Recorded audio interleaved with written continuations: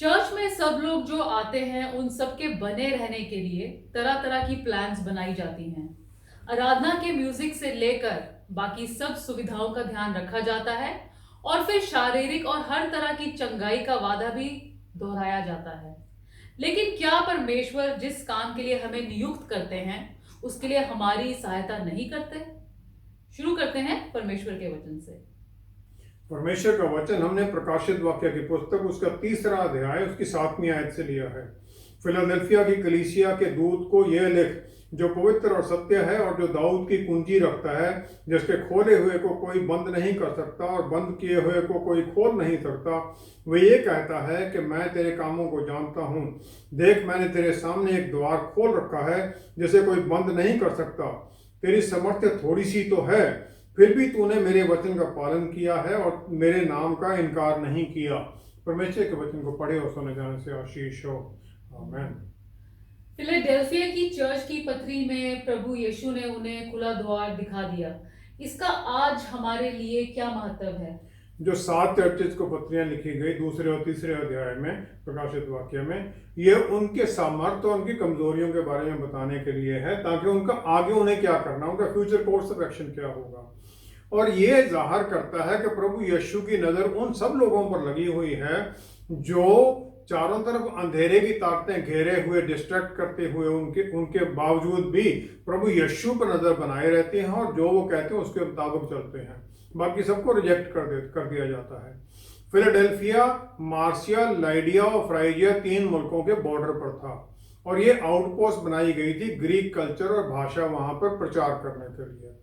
उन 3 मुल्कों के बहुत लोग तो अपने लैंग्वेज को और अपने कल्चर को भूल चुके थे और ग्रीक जो जीवन का शैली थी उसमें चलने लग गए थे। इस शहर में भूकंप बहुत आते थे और सिक्योरिटी का हर वक्त लोगों को खतरा रहता था। प्रकाशित वाक्य 3रा अध्याय 8वीं आयत में प्रभु यीशु कहते हैं कि मैं तुम्हारी थोड़ी सामर्थ को जानता हूं जो उस चर्च की थी। और उस ऐसी परिस्थितियों में चर्च के लिए ये आसान था कि जो चल रहा है उसमें बहते जाएं, उसके खिलाफ चलना मुश्किल था। उनके पास एक ही तरीका था कि अपने अंदर बल प्राप्त करें, स्टेमिना बनाएं और एंड्योर करें या फिर नष्ट हो जाएं।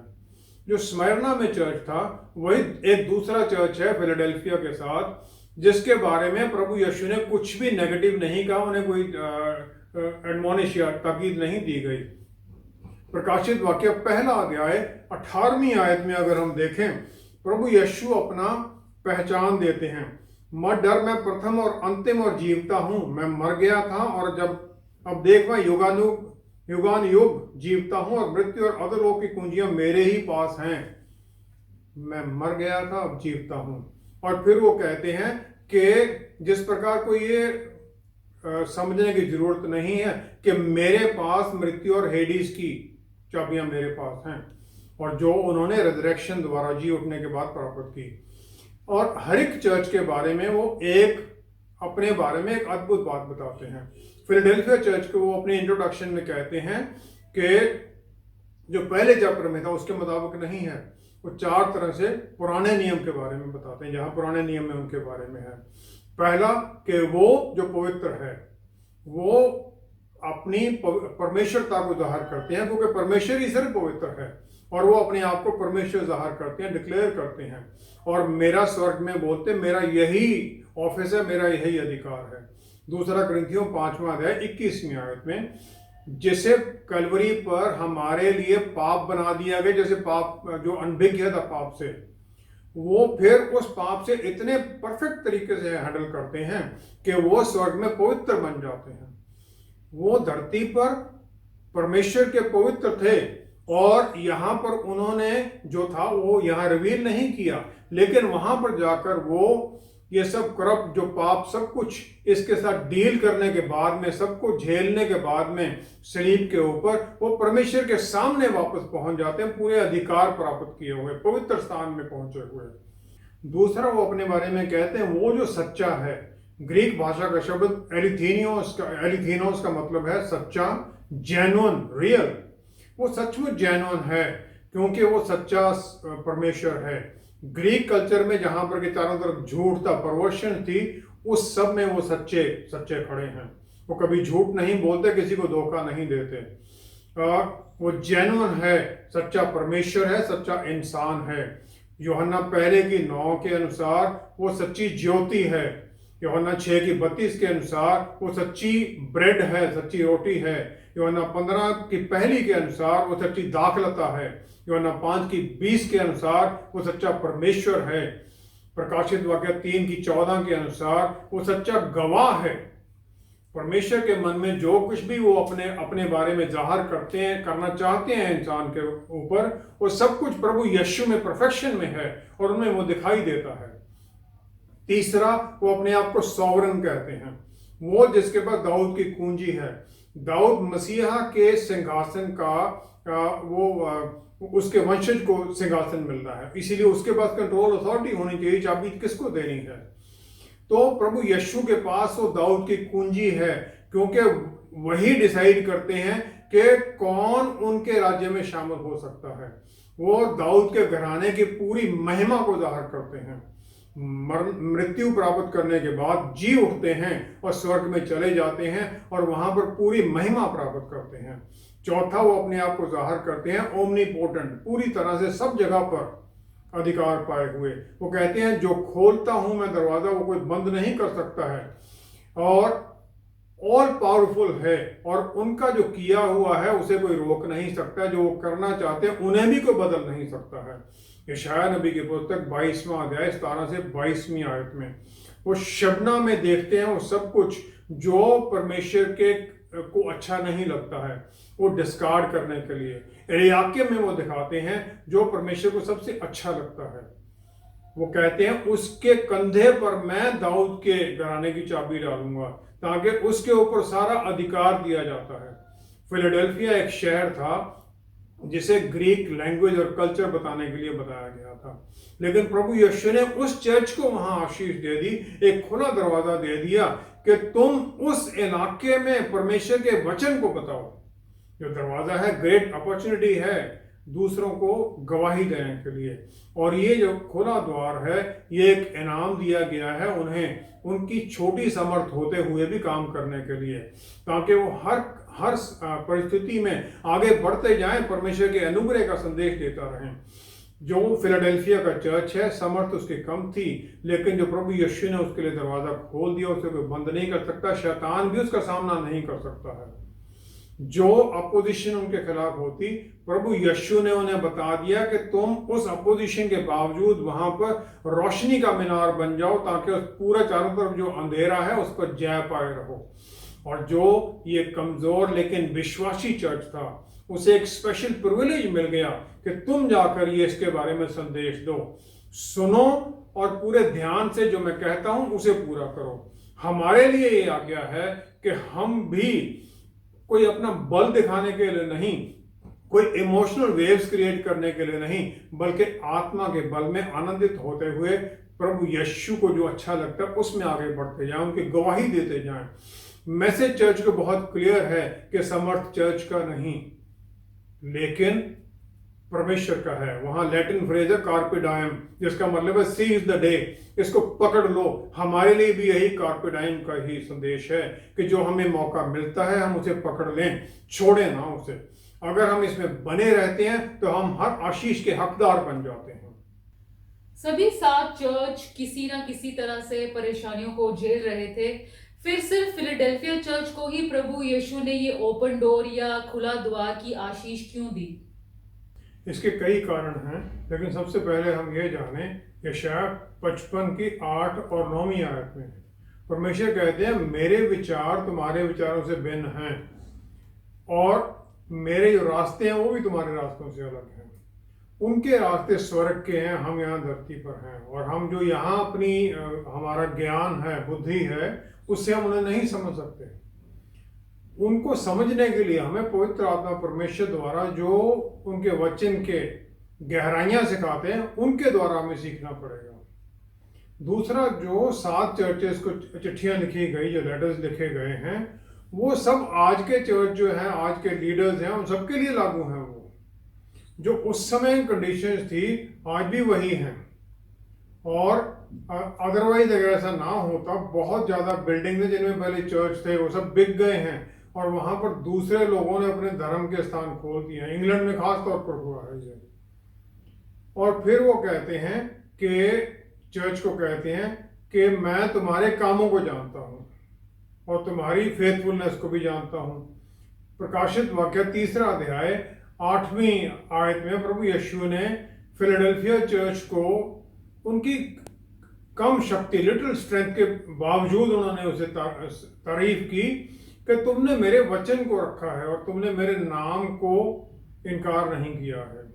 उनका वचन ये जाहिर करता है पिता परमेश्वर के बारे में और अपने बारे में कि वो पुत्र हैं जिन्हें परमेश्वर ने भेजा उसी मिशन के लिए। जो प्रभु यीशु पुत्र के बारे में जो ये रेवलेशन है, पिता के बराबरी का है ये, जो कि हमें पिता के बारे में सब कुछ सिखा सकते हैं और फिर वो खुला दरवाज़ा भी दे सकते हैं हमें, ताकि हम उनकी वो स्वर्गीय हजूरी में पहुंच सकें। उनके नाम को ना इनकार करना है कि हम जो आशीषें उनसे मिली हैं उनको हम पकड़े रखें। पापों की माफ़ी के बारे में है ये, और फिर जस्टिफाई है, उनके सामने जस्टिफाई हो जाना, अलग किया जाना परमेश्वर के सामने, ताकि हम उन्हें जान सकें, परमेश्वर के साथ हम फेलोशिप कर सकें और फिर हम उनके ऊपर आश्रित हो जाएं, ताकि क्योंकि हम फिर उनके परिवार का हिस्सा बन जाते हैं, स्वर्गीय परिवार का हिस्सा बने हुए हैं। उनके नाम का मतलब है कि मुर्दा जीवन से, पाप में मुर्दा जीवन से निकलकर नए जीवन में आना, ताकि हर घुटना प्रभु यीशु के नाम में झुके, उनकी उस स्वर्गीय डिवाइन स्टेटस को मानते हुए उनके सामने हर घुटना झुके। प्रभु यीशु फिर उस चर्च को काफी आशीषें को वायदा करते हैं। पहला है कि जो अब्राहम के डिसेंडेंट अपने आप को कहते थे, उन्हें वो कह देते सिनेगॉग ऑफ सैटन। यहूदी लोगों के सिनेगॉग थे बनाए हुए सब जगह पर, जहां पर के वो आराधना करते थे। वो कहते जो तुम्हें परसिक्यूट, जो तुम्हें परेशान कर रहे थे, वो अपनी गलती को मानेंगे। फिर यशाया 45:14 अगर हम उसमें देखें तो वहां है कि वो कहते हैं कि वो तेरे ही साथ है और दूसरा कोई नहीं, उसके सिवाय कोई और परमेश्वर नहीं। वो मान जाएंगे कि तुम्हारी धार्मिकता को मानेंगे, परमेश्वर को मानेंगे, और फिर जेंटाइल्स की तरह जो दूसरे हैं यहूदियों की तरह वो सब मिलकर चर्च में आएंगे, उसे मानेंगे कि सही इजराइल का परमेश्वर यही है, प्रभु यीशु है। दूसरा ये कि वो जानेंगे कि मैंने तुमसे प्यार किया है। प्रकाशित वाक्य 6 अध्याय 10वीं आयत में जो परसिक्यूटेड, जिनकी यहाँ हत्या की गई किसी कारण से प्रभु यीशु का नाम लेने के कारण, वो सब उनके सिंहासन के सामने हैं। तो वो फिर कहते हैं कि प्रभु आप हमारा बदला कब लेंगे? तो ये सब लोग परमेश्वर के प्यार को जानेंगे कि उनके लिए प्यार है वो, और फिर जो उनकी प्रार्थनाएं हैं उनके द्वारा जो हम गवाही देते हैं, उनके मनों को बदलना और उन्हें भी आराधना में अपना हिस्सेदार बनाना, और जो दुश्मन है उनको नष्ट करना है। प्रभु यीशु ये वायदा कर देते हैं। तीसरा वो ये वायदा करते हैं कि मैं तुम्हें जो टाइम ऑफ ट्रायल है, जो बाद में जो ये सबके परसिक्यूशन आनी है, मैं तुम्हें उससे बचाऊंगा। ग्रेट ट्रिबुलेशन जो आनी है, जो प्रभु का स्वर्गराज यहाँ स्थापित होने से पहले, इसका ट्रायल जो है, जो धरती पर रहते हैं उन सब के लिए है। जो प्रभु यीशु के मैसेज, मुक्ति के मैसेज का इनकार कर देते हैं, वो परमेश्वर के जो क्रोध है उसका सामना करेंगे। रोमियो की पुस्तक 8वां अध्याय 38-39 में आए। ये रैप्चर के बारे में नहीं है, जब प्रभु यीशु बादलों में आएंगे जो विश्वासी उनको उठा लेंगे, उसके बारे में नहीं है।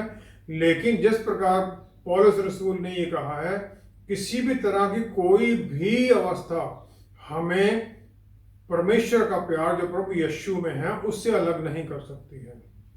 जब हम उनमें बने रहते हैं तो वो हर तरह से तैयार है कि ना मैं तुम्हें कभी छोड़ूंगा ना त्यागूंगा, उस वादा पूरा करते हैं वो। फिर चाहे किसी भी तरह की परिस्थिति हो, उस हमारे साथ बने रहते हैं, हमें सुरक्षा देते हुए।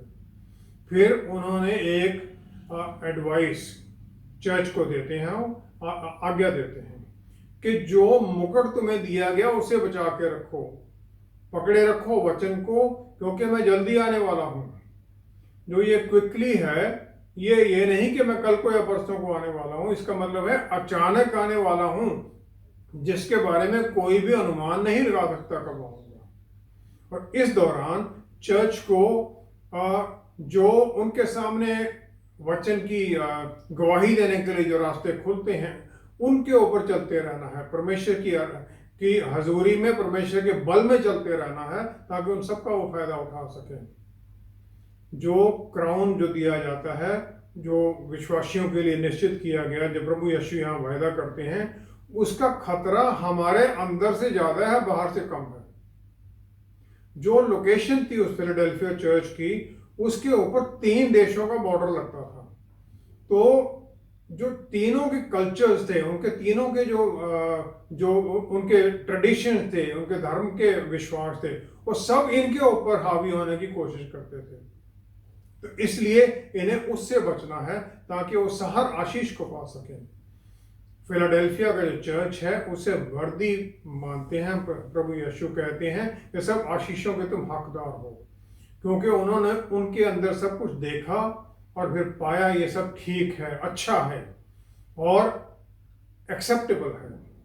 हम भी प्रभु यीशु की तरफ देखते रहें गाइडेंस के लिए, पवित्र आत्मा परमेश्वर द्वारा बल पाने के लिए, ताकि जो हमारे अंदर छोटा बल है, थोड़ा सा ही हमारे अंदर क्या है, हमारे अंदर जो बल है, लिटिल स्ट्रेंथ, हम उसके साथ पवित्र आत्मा परमेश्वर के बल में चलें, और फिर हम पूरी बोल्डनेस के साथ जो अंधेरे की ताकतें हैं, उनके शिकंजे में जो पाप में लोग फंसे हुए हैं, उनको वचन की गवाही दे सकें, ताकि उन आत्माओं को हम जीतें और स्वर्गराज में शामिल करने में सफल हों।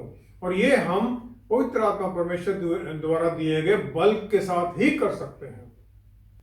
सभी चर्च एक खास वादे के हकदार माने गए हैं, लेकिन तभी अगर वो जय पा रहे हैं और उसमें बने रहें। जय पाने का सही रास्ता क्या है? जय पाना हर एक सबकी जिम्मेवारी, हर विश्वासी की जिम्मेवारी है। और जो प्रभु यीशु की तरफ ताकता है, उनके वचन के अनुसार अपने जीवन की हर बात को ढालता है, ताकि उनकी अप्रूवल में चले, वही सफल होगा। लेकिन उन्हें जय किस चीज पर पानी है? सबसे पहला है जो ये खुला दरवाजा है, खुला द्वार है, इसके 3 हिस्से हैं। पहला तो ये है कि जो तुम्हारे खिलाफ खड़े, अपोजिशन में खड़े हैं, वो तौबा करेंगे और वो भी तुम्हारे साथ आराधना में जुड़ जाएंगे। दूसरा ये है कि हम अंदर से बाहर जाते उनके बल में, प्रभु यीशु के बल और शक्ति में हम बाहर जाते हैं, ताकि हम गवाही दे सकें।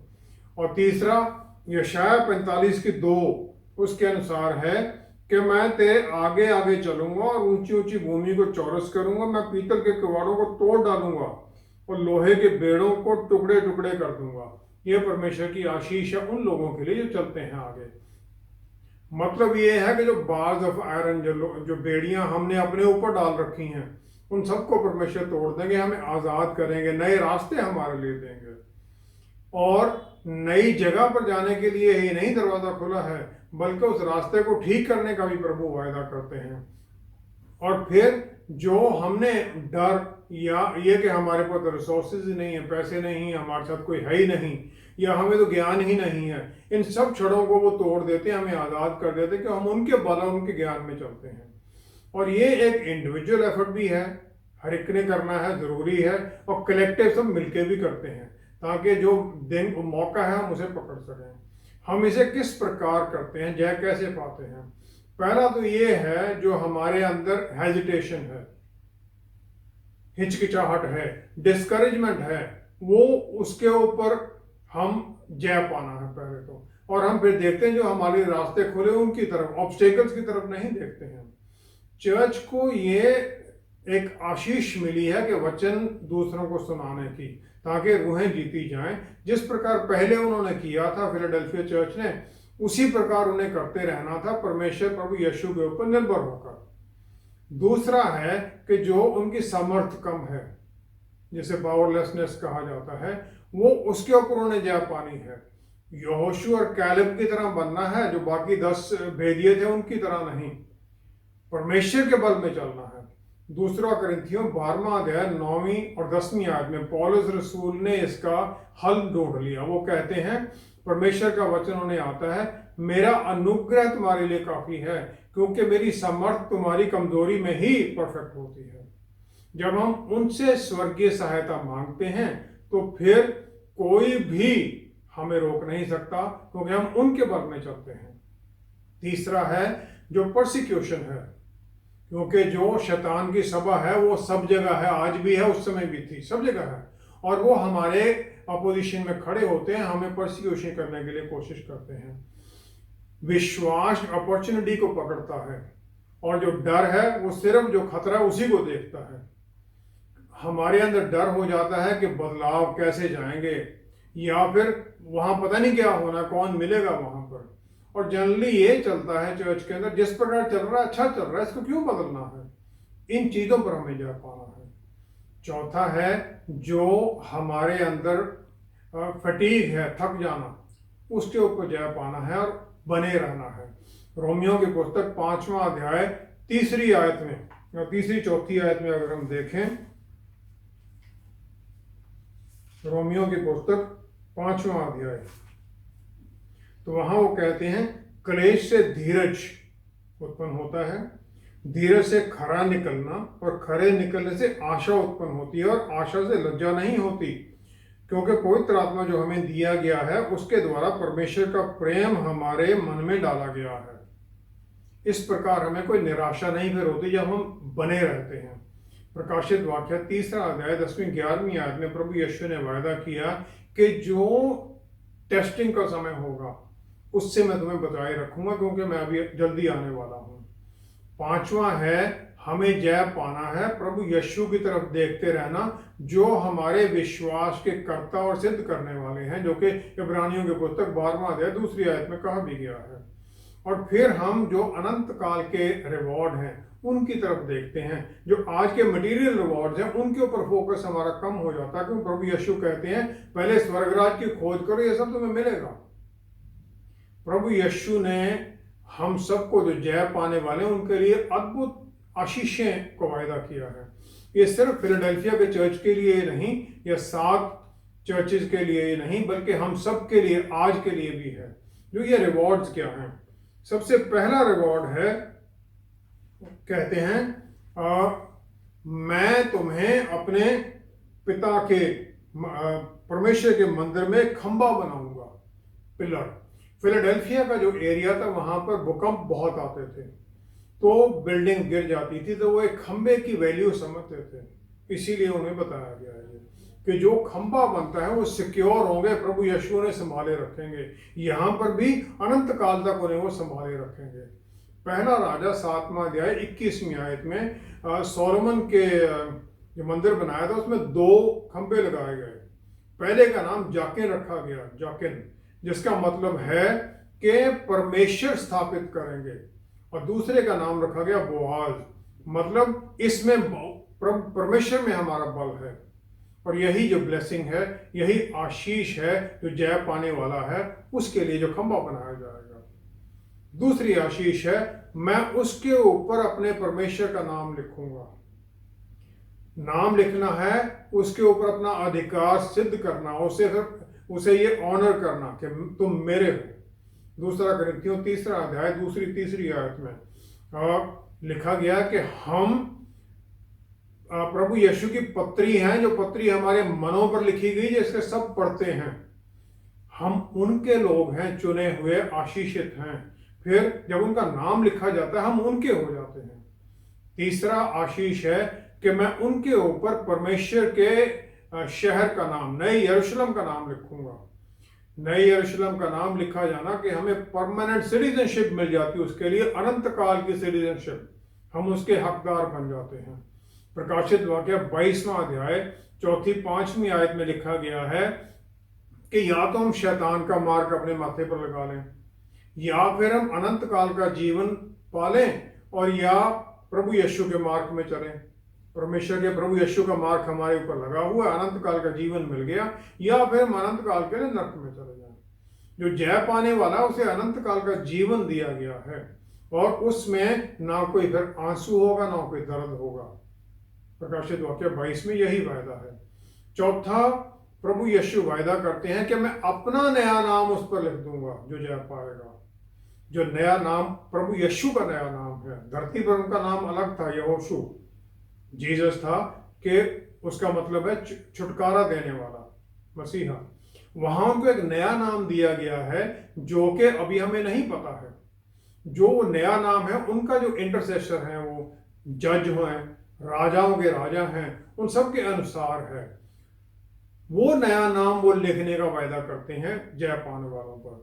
फिलिपियों की पुस्तक 2 अध्याय 9वीं आयत, पौलुस रसूल इसके बारे में कहते हैं कि उनको सब नामों से ऊपर उठा दिया गया और उन्हें वो नाम दिया गया जो नाम सबसे ऊंचा है।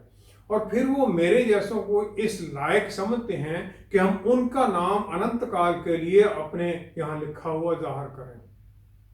जो ये पत्री है, ये विश्वासियों के अंदर ये विश्वास में लिखी गई है कि फिलाडेल्फिया के जो चरित्र वाले लोग हैं आखिर तक मिलेंगे धरती के ऊपर। और यही हमारी भी इच्छा होनी चाहिए कि हम उसके अनुसार पाए जाएं। ये 7 चर्चेस को लिखे गए पत्रियां जो हैं आज के हर इंसान के लिए हैं जो किसी भी चर्च, किसी भी डिनोमिनेशन का मेंबर है। और ये प्रभु यीशु ने जो उनका प्यारा चेला यूहन्ना था, उन्हें सिर्फ चर्च की हिस्ट्री के बारे में नहीं लिखाया है, लेकिन या आगे क्या होगा, उन्होंने अपना मन उनके सामने खोल दिया है ताकि जो उन्हें पसंद हैं, जो गुण हमारे भीतर वो देखना चाहते हैं, जिससे वो प्रसन्न होते हैं, वो बता सकें।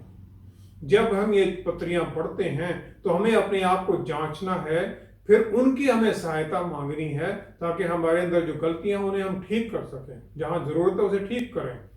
और जो ये द्वार खोला गया है, इसके द्वारा फिर हम आगे बढ़ते जाएं वचन का संदेश लेके जाते हुए, ताकि हम वो सब आशीषों के हकदार बने। आइए हम प्रार्थना करें। पिता परमेश्वर, हम आपका धन्यवाद करते हैं कि आपने हमें चुना, अपने परिवार का हिस्सा बनाया। प्रभु यीशु, हम धन्यवाद करते हैं कि आपने अपना मन हमारे सामने खोल दिया ताकि हम जाने आपको क्या पसंद है। और फिर आपने ऐसे अद्भुत हमें वायदे कर दिए, अपने साथ अपने भवन में खंभा बनाकर खड़े करने का। प्रभु जी, हम धन्यवाद करते हैं, पवित्र आत्मा परमेश्वर द्वारा हमें बल और शक्ति दीजिए, आशीष दीजिए, ताकि हम इस दुनिया में जब तक हैं तब तक आपकी सच्ची गवाही देते रहें, हमारा जीवन आपके वचन के अनुसार चले और फिर हम हर तरह की अंधेरे की ताकतों पर जय पाए हुए चलें, क्योंकि जय आपने हमें दी है। हम उस जय में बने रहें और आगे बढ़ते जाएं, आपके पीछे पीछे चलें आगे। प्रभु, सब रास्ते आप सीधे कर देते हैं, सब बंद दरवाजे आपने खोल दिए हैं, हम उसके लिए धन्यवाद करते हैं। सारी महिमा और आदर आपको देते हुए पिता परमेश्वर, सब कुछ आपके प्यारे बेटे प्रभु यीशु के पवित्र नाम में मांगते हैं। आमीन, आमीन, आमीन। परमेश्वर हमारे लिए रास्ते ही खोल सकते हैं, जबकि उन पर चलकर तो हमें ही आगे बढ़ना है। जो मुक्ति और शांति और अनंत काल के लिए पिता और पुत्र प्रभु यीशु दोनों के साथ रहने की आशीष हमने पा ली है, बस उसी की गवाही तो हमें दूसरों को देनी है। और जब शैतानी ताकतें रोकना चाहे तो रुकना नहीं है। परमेश्वर तो बाहें फैलाए हमें पुकारते हैं, पर क्या हम भी तैयार हैं?